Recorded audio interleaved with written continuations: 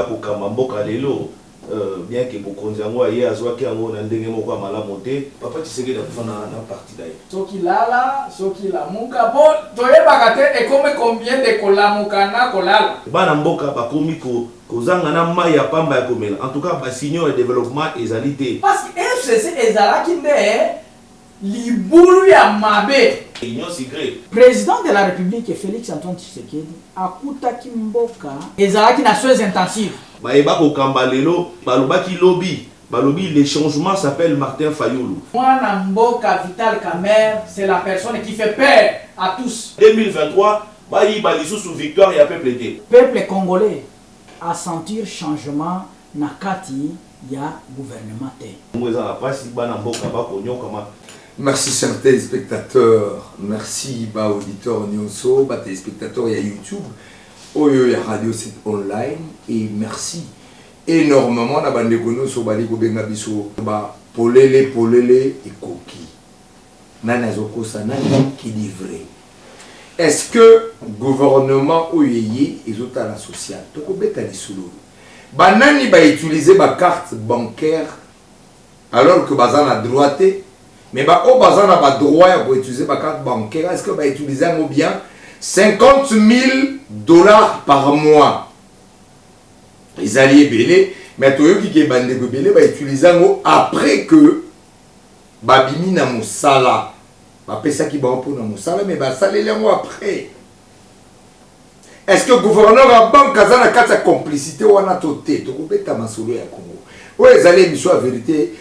Oyo ezalaka toujours pour les ya to bombelo côté bomba mabe le maréchal Mobutu aloba malgré batarna ye lelo to kobeta masolo ya Congo loi électorale. Quelle est la meilleure réforme électorale il faut basala?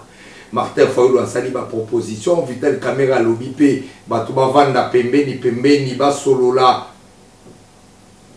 Idée a bien zalinini, vous savez na nini bino ba congolais. Est-ce que le Congo les lois le congolais les lois vivent bien? Est-ce que social ya ba congolais zali madame? To kobeta masolo les lois na cadre émission vérité pour les. Merci. Alors, na cadre kaka ya logique ya émission oyo les lois pour to beta masolo oyo ya vie, développement, réalité à Congo. Toyambi bongo pas n'importe qui, il faut le dire. Toyambi bandeko oyo bazali ba congolais ba analystes, des gens bien informés. Bongo na kotanga bongo mwana mboka oyo babengaka Patrick Mazombo azali mopayate bato bayebi mingi na télévision mais ba découvrir yepé na radio et pas wapi na TVP bo Rolanda yango bo découvrir yepé bongo. Bonsoir Patrick Mazombo. Bonsoir, moi Namboka Cardinal, na pesi mbote mingi na ba téléspectateur na biso nyonso balandi nyonso ya Télé 7. Ezalinga wabino molobeli ya babola, molobeli ya ba fonctionnaire ya l'état, molobeli ya ba policier et militaire, ya ba enseignant na ba professeur oyo nyonso bazo ko sala mpwete mboka na biso ekende liboso mais na lifuti bazo ko se retrouver. Voilà, tous appels la radio en même temps, le vivre des spectateurs, auditeurs P, il faut préciser, Radio 7 c'est la troisième meilleure radio, il y a République démocratique du Congo, Nicolo avec online. Quand vous êtes dans Radio 7, vous avez la possibilité, mon avis, un peu partout dans le monde entier. Merci, na président Patrick Mazombo. Et tout à l'heure, on va se tourner vers celui qu'on appelle Mona Congo, le communicateur de l'ECID, c'est lui qui est engagé depuis des années dans le combat pour que le Congo change. On l'appelle Henri Kangi. Bonsoir Henri Kangi. Bonsoir Ndebo Cardinal. Merci mille pour l'invitation. Pésibiso pour m'éclairer pour éclairer Baïmboka na makambo exemple les kakati na école Congo. Na pesi ba mbombo te bande kunyo so ba kolanda biso na Télé 7 pe na Radio 7 to pesi bilombo te mingi. Voilà. Merci. Alors entre des autres on l'a dit hein, tout à l'heure Totigo Beta Masolo. Est-ce que le Congo va très bien quelque part? Est-ce que banda gouvernement il Kamba pardon il Kamba ça appartient au passé? Est-ce que depuis que le gouvernement Sama Lukonde et Koti, c'est moins d'un mois, autour d'un mois. Est-ce que vous allez vous sentir que bah, signaux fort les alliés, bah, signaux vers le développement, bah, signal vers social et à peuple congolais? Je vais recommencer par le président Patrick Mazombo, l'homme du peuple. Oui, moi namboka cardinal nga nazalaka fanatique ya motote. Nazali oyo asalaka analyse selon réalité sur terrain. Jusqu'à preuve du contraire, nano to sentir peuple congolais a sentir changement na kati ya gouvernement te. Pour changement ekomonana ekoyokana lorsque peuple congolais a constaté que talo ya dollar ekiti, ba prix ya denrées alimentaires batalo oyo na zando ekiti, lelo peuple congolais a komi kozwa mwa lifuti na ye oyo ba fonctionnaire bazozwa aki na zando asombi pe eloko pe azongi na mwa mosolo. Yango tozoko senga na gouvernement oyo eza chapeauté par le premier ministre Michel Samaluko. Eloko ya liboso peuple azoko zela a sentir que na panier ménagère, en tout cas, équilibre et quotidien. Donc 2 ans et Kepamba, 2 ans depuis que le président Félix Tshisekedi a sali le pouvoir, ce qui toyokiyo, c'est qu'il n'y a rien qui a été fait, le socialisateur. Koloba rien et salemite et sali trop dur. Président de la République Félix Antoine Tshisekedi a kutaki mboka na état critique et zalaki na soins intensifs. Et il fallait abandana nokoluka ndenge nini ya kozongisa moto oyo azalaki na soins intensifs akoma malade na kati ya lit des hôpitaux. Yango abandaki. Et pour na lelo na koloba to pesa encore chance et confiance na chef de l'État qui est l'autorité morale. Il y a Union pour la nation, Union de la nation, Union sacrée de la nation. Aïe aïe aïe aïe. Pour être à Coca-Cola. Oui, je salue en passant les pacificateurs Vital Kamerhe Wakaningine King, l'innocent qui souffre à cause de l'amour de sa patrie. Et Ndena Koloba, peuple congolais, tos umeli mingi na kati ya pasi ya république et gouvernement oyo euti koleka oyo ya ba antivaleur oyo ezalaki na respect envers peuple congolais. Je regarde mon créneau. Yango na kosenga. Yango na kosenga. Na tata mokonzi ya mboka. Peuple congolais azozela changement. Différence entre kokota na ena bokonzi na gouvernement oyo enyokola ki peuple congolais. Et ya liboso peuple congolais azana besoin eloko mosusu te. Azana besoin de l'outil qui ezala ya solo. Ma yezala. Donc on est conscient que l'outil qu'ils ont social et on est conscient que basali socialité il y a rien. Non, basala qui te gouvernement et les cas qui est consacré bato na ba 5 chantiers na ba modernisation oyo etikalité lelo di buluana nde chef de l'état Félix Antoine Tshisekedi azoko bunda ndenge nini ya ko remplir li buluana yango tozoko tia ye maboko. Voilà. Nini peuple congolais doit accompagner à réaliser la question au bimi la question la question elle était celle de dire que est-ce que quelque part gouvernement Samalou Kondé au moni ba signal il fort aux ezali kola kisa que développement ya Congo ezali quelques d'ici là. Oui, naïbsi ok. Il n'y a pas longtemps que le gouvernement, il y a Michel Samalukom et Outi Kosalema. Et ce qui est tali na composition du gouvernement, en tout cas, ils ont rassuré qu'il y aura des changements.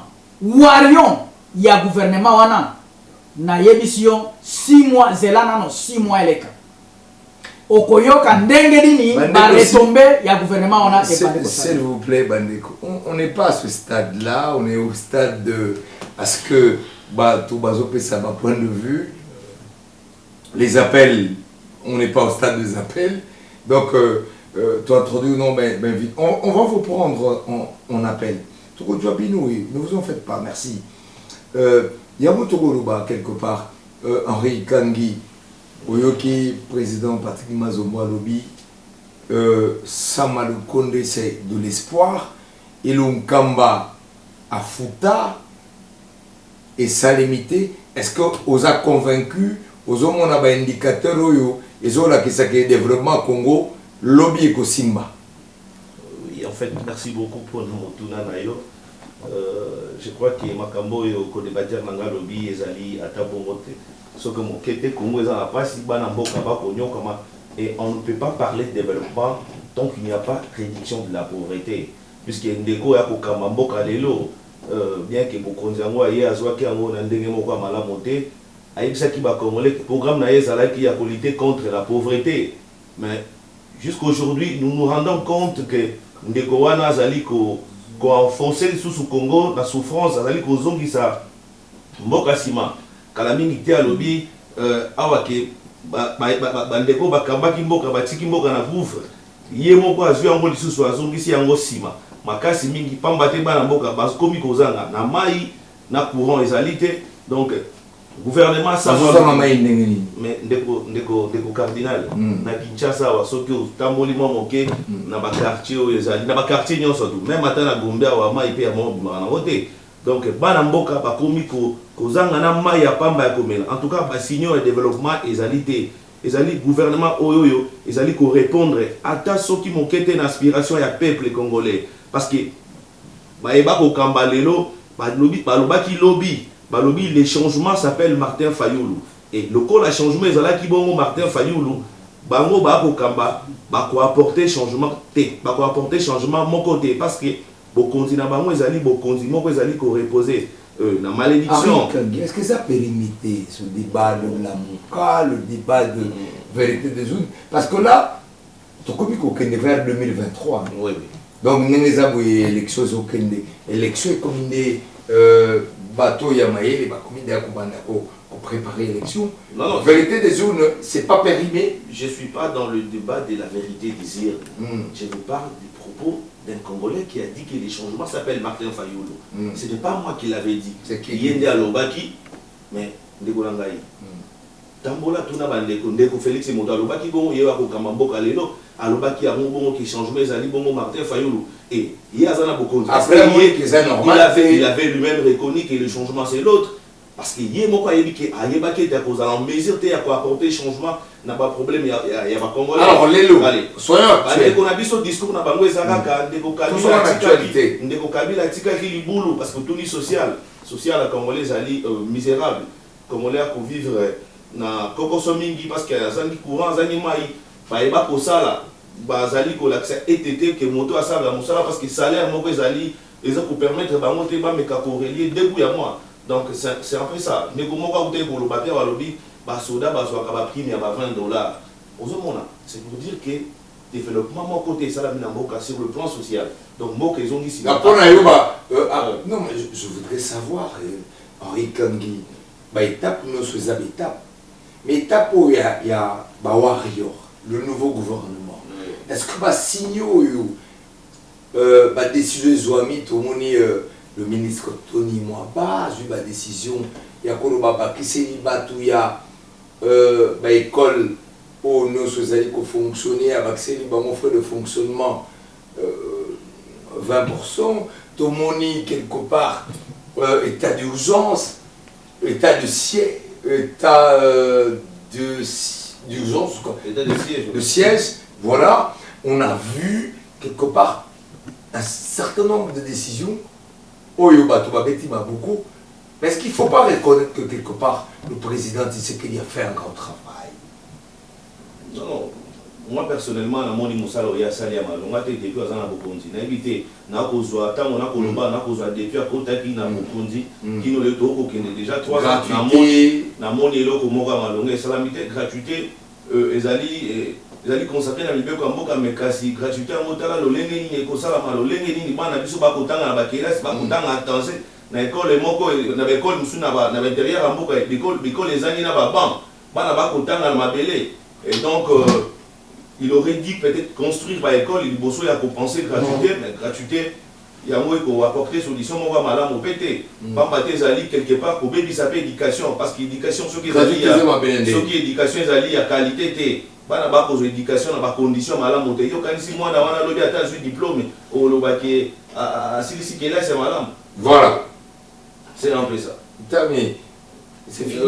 Puisque l'obaki makambo ya état de siège également. Je pense que total ça qui va imboka tolobi état de siège ezalaki bongo solution malamu te lelo oyo ba congolais ba pour continuer kokufa. Donc on parle de 170 une centaine de personnes qui sont décédées. Encore en Goma, 32 enlevés depuis l'état de siège Ezali. Oui. C'est pour dire qu'il a apporté solution mon côté. Mais tu vas le diminuer quand même parce que les bossos qui m'ont belé. Bon, on a moins de diminution en été parce que je crois que c'était pas la solution adéquate, voilà. Voilà, alors on va revenir avec le président Patrick Mazombo sur le même sujet. Réaction au pays abattu à cash, aux abattus à cash. Autre yoga qui est allié, celui qu'on appelle Henri Kangimone à Congo, l'infatigable de décider, celui qui a prêté allégeance à la vérité des zones et à Martin Fayoulou. Voilà. Alors, si on continue, Patrick Mazombo, UNC, cash, est-ce que Warrior, gouvernement à Samalou Kondé, va signaler ba décision bazui banda babandi est-ce que ezali kolakisa que quelque part espoir ezali mwana mboka cardinal eloko moko na correctifier na bapropos ya co-débatteur nanga ezali ke mboka nyonso ezalaka na histoire na yango et soki okutaki deja libulu ezali na nzela eloko ya liboso okoluka obamba nano libulu wana po epermettre yo oleka po okontinue mosala nakanisi na déplaise au détracteur de Félix Antoine Tshisekedi Tshilombo bamusicien nde bayemba mbanda akumisaka mbanda te ezali réalité ya mokili mbanda nde bango ata leki ye kitoko mbanda akomisa mbanda te. Ça c'est vrai. Yango tozo kovivre lelo na bandeko na biso ya soki lala soki lamuka po toyebaka te ekome combien de kolamuka na kolala. Oh. Alors tosengi batika nano mwana mboka Félix Tshisekedi Tshilombo na gouvernement oyo auti kobimisa ya Sama Lukonde nano babandi ata mosala te. Mais beaucoup banda ko juger bango ndenge nini.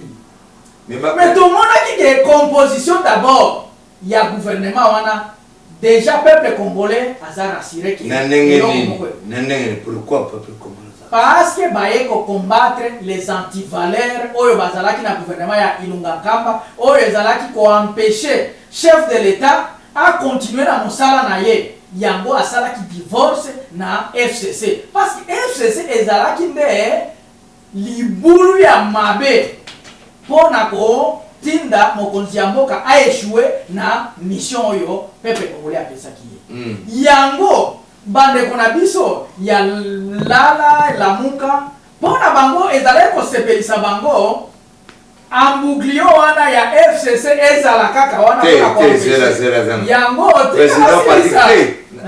yango episeyo pardon Natata Mwamungwa.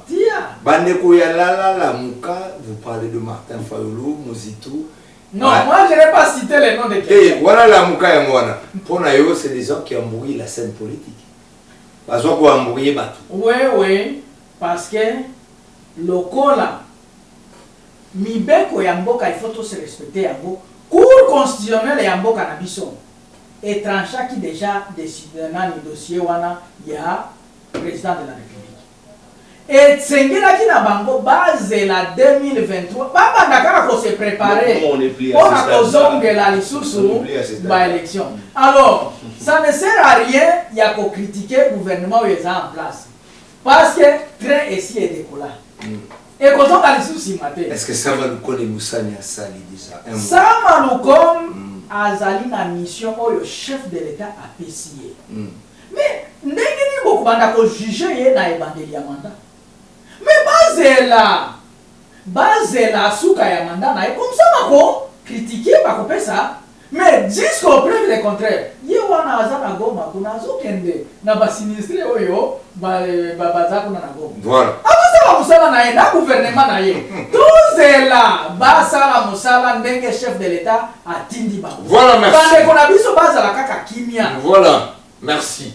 Merci n'a pas président Patrick Mazombo qui de façon en tout cas bombité à Pessi point de vue naïe hein de façon ouverte à Pessi point de vue mais na rolinga mingi réaction ya Henri Kangi communicateur et décidé l'un des proches de Martin Fayoulou va rencontrer yo hein le Patrick Mazombo lobby quelque part décidé vous êtes dans les rêves très décollats la mouketi kalina rolota beaucoup lota kaka aujourd'hui toyoki proposition à Martin Fayoulou oui Pisami Lelo est-ce que c'est applicable est-ce que vous voyez le président Félix Tshisekedi a Koutana proposition fait il y a Martin Fayoulou ou bien Zaka que ils a chantage politique non ils a dit chantage et pour rectifier moi ma propos de Guadeloupe voilà la Mouka nous est connu de tout le monde c'est la Mouka donc c'est eux qui sont en train de dormir par mon débat pour la Congo il y a mon moni Congo sur qui mais par exemple là les Congolais ont trouvé continuité dans tout ce qu'ils sont en train de faire au pouvoir rien ne sort 2 ans 3 ans il y a un mot à Bukini alors lui ma boule il faut pas maintenant ma boule Kinshasa au les landais sont au Taboli Kinshasa mon route à ma boule nanu ba bambiti bomba ba makama bulo yo o de ko Kabila tikela wana za tenu be chef de l'État tango ndeko Mzee Kabila azui bokonzi pe ya sonam tango azui bokonzi atikala ta mokolo moko te ko ebisa na ba imboka ete ndeko Mobutu 32 ans sali atiki mabulu kaka bango na Kabila awa bazalaki na alliance na coalition biso totalisaki bango te coalition wana ezali mabe balobi te continuer dans des Kabila ils ont assumé les conséquences de la coalition na bango na des Kabila et na koyebisa na ba Congolais ba kolandanga kino lelo yo bande ko wana pe bakabwana te ya lobi ke FCC bande ko tia bango mbelinga bakabwani te parce que na makambo etali loi électorale o euté ko le kabongo na Assemblée nationale na ndenge ya mayuya na ndenge ya na mayuya ndenge ni Assemblée nationale il a affiché comportement moko irresponsable ba député na biso na éviter ba député to pona ba oyo soki ba bazana bato bazangi baza bato mo ba lingi mboka na biso te ezali loi moko ezali unique ezali loi moko ezali ko bongisa fraude loi na ma les dérangeons la loi électorale ou tina ni biso to senga qui était to réformer CENI to réformer loi portant organisation et fonctionnement ya CENI to loba qui était to dépolitiser CENI etika bongo kokamba na bayi politique pamba te moto soki et comment la société civile to pesa na bayi société civile organisation société civile bakamba bongo c'est baba uta 8 membres bakouta na ba confession religieuse 8 mosusu bakouta na ba organisation ou la société civile au ba mouvement citoyen ba mouvement de la femme pour être milinga mbingeza la te na CENI bande ko na biso lokola ba yebi pouvoir na bango euti na mayu yo salamaki na élection en 2023 bazali ko bongisa bongo pona koluka ko se maintenir na 2023 na élection na ndenge ya mayu ya mo bazali bongo ko luka ko leksa mobeko na bango ya mbilinga wana biso la muka toko ebisa bango boye soki ba continuer na loi wana ba kokuta na peuple congolais na nzela na bango toko telemela yango nous mettons en garde bandeko oyo il y a l'Assemblée nationale, les banques, les Sénat, et ça ne va pas passer, ça ne passera pas. Donc, bandeko balaki sete balingi mbokate baza na bolingo ya Congo te yango wana baza kosala mayuya ya lobiete bakabwana bauta kokuta na awa bandeko ya quelques cadre ya FCC na omso union sacrée na molili après simana ngo mobeko wana esili koleka okomona donc bazali bato bazali kino lelo ensemble bakabwana na noté ba c'est au sala au bakoloba pour les distraction et bandeko bakoloba ete bako garantir mais élection moko crédible au contrôle les régime ils allaient déjà fruit à fraude électorale et pour qui bon moi ta soki mokete organiser ba élection moko ils allaient crédible hein ndeko na ngai loi oyo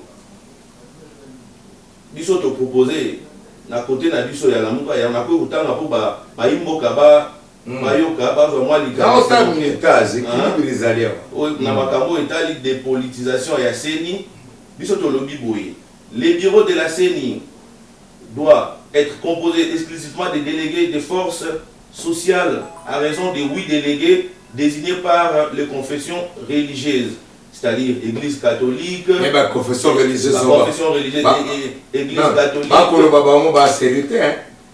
Oui, sérieux. Tout le monde qui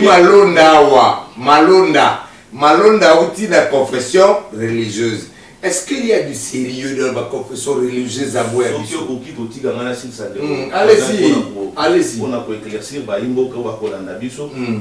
na ba confession religieuse na ndenge bango bakaboli lokola gato oyo zwa 4 oyo kuna zwa mibale moko ba pesi soki na nani bongo na obisu tobiki to pesa na baika to ba confession religieuse na ba de mususu bongo bango bakambaseni oui catholique côté la rabino yango bozolo ba pesa lobby eleki bango ko ba na bokonzi lelo awa bazala ki bongo pe na catholique biso to lobby te biso to tie église catholique to lobby te ba pesa ba confession nyo surtout wana bazala représenter la niveau ya CENI natanga na si ça pona allez-y bandeko ba kolanda na otala militage après par les confessions religieuses entre autres l'église catholique, l'église du Christ au Congo, église des réveils, église kimbangiste, armée d'Issali, église musulmane, église orthodoxe, église indépendante.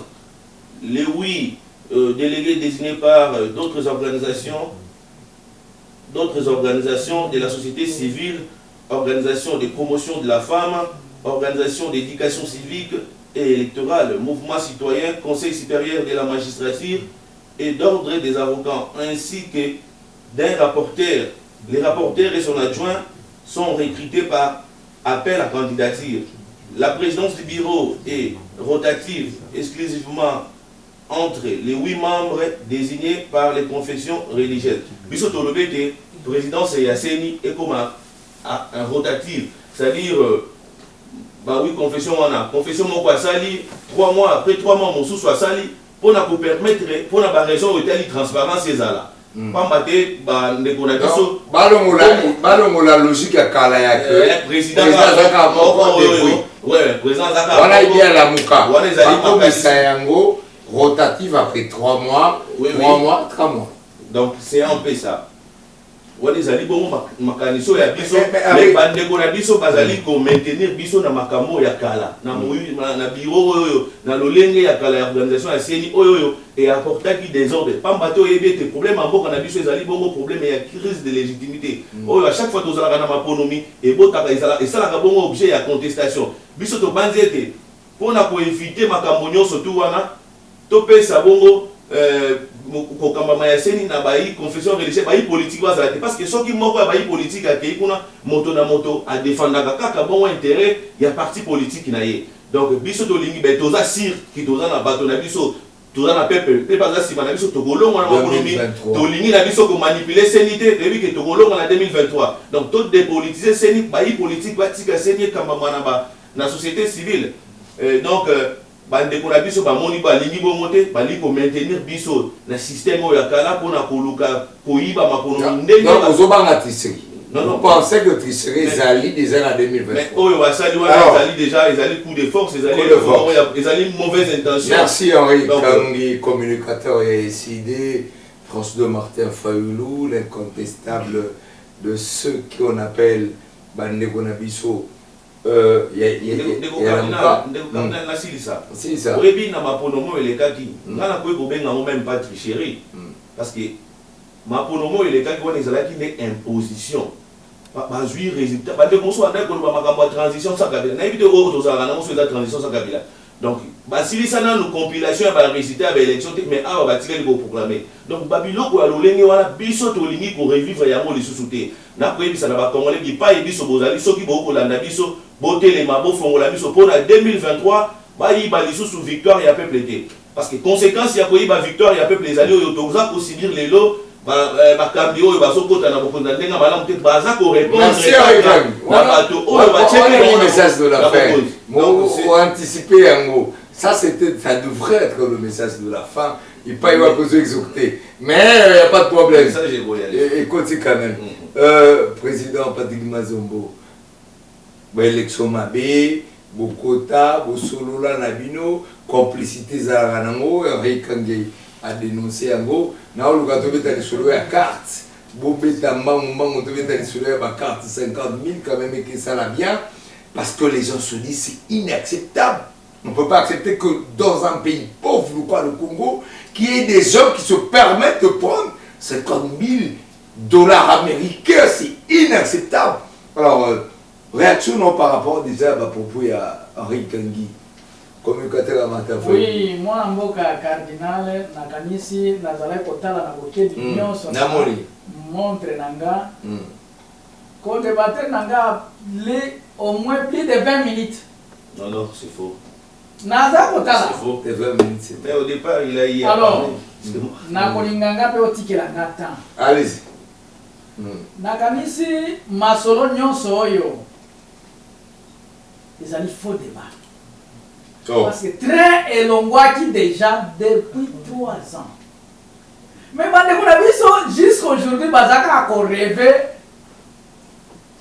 slogan na bango ya vérité des urnes. Non, il doit pas aussi une élection bien. 2023 élection bien.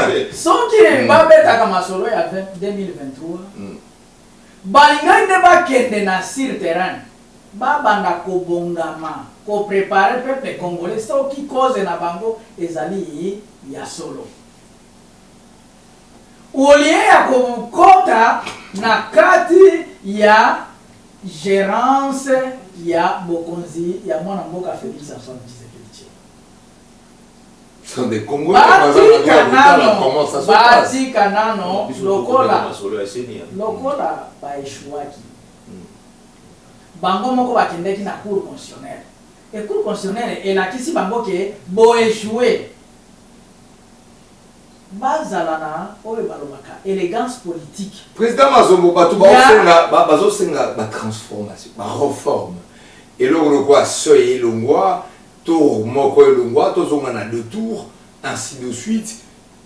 Mais quelque part, c'est ça le débat. Et puis nao etalibino par exemple, nanga munabino, on se dit est-ce que UNC lelo so balongole bino Vital Kamerhe beaucoup participer, to beaucoup katé. Parce que sans Vital Kamerhe, on sait que vous avez un peu chaos. D'ailleurs, on a rectifié le lobby. Parce que Banguna ya République, Bakanisa qui soki lelo Vital Kamerhe, atiami libanda ya scène politique, INC et Kokabwana, et Kopanzana. Au contraire, INC n'a pas allié na yeo yotozo kobengama. Mais comme il fait très fort et très puissant. Non mais les lots on a qui démonstration. Non, démonstration il y a pas marche yoto salaki. République Mobimba et Tamboli. Ceux qui bazuzi balanda ka voix du peuple. Nakanisi ceux qui les lots tozolo bate kidnapping yoyo basalaki na Vital Kamerhe. Oh, ezalaki kidnapping parce que ndenge nini moto bo invité kwa ya yo ozali journaliste banani bazana sima. On a entendu déjà à l'UNC accuser le président Félix Tshisekedi. On a entendu déjà on a UNC balobi UDPS Nemutu bazana sima ya ku ya poursuivre Vital Kamerhe. Est-ce que vous confirmez pour l'analyse est normale totale? ngana koyebisa yo euti te na monoko na yo. Mais lokola journaliste ya investigation na kotinda yo kaka okende kuna esika ba information wana ezohuta po oyeba ke mwana mboka Vital Kamerhe c'est la personne qui fait peur à tous. Balobaki lobby. Balobi, les changements s'appellent Martin Fayulu. Mwana mboka Vital Kamerhe c'est la personne qui fait peur à tous. 2023, bayi balisu sous victoire et à peuple été. Peuple congolais a senti changement na kati ya gouvernement te. Mweza na pasi bana mboka ba konyoka